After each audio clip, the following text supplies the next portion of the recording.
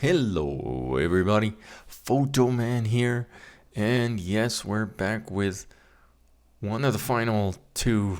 I believe it's two bungalow school videos, and I know this project has taken a while, but it's there's a lot of history here on these schools, and I'm sure a lot of local people have some history with some of these places.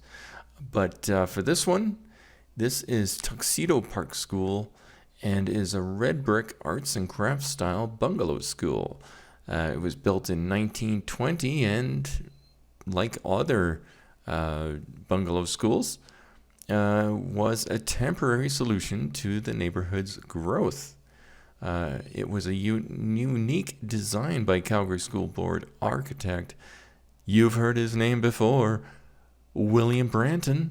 Yes, the same guy that did Riverside and a couple others, intended, again, to be converted to apartments. But it served as an elementary school until 2003. The original 1920 building is being held by the City of Calgary for conservation planning after a 1956 annex was demolished.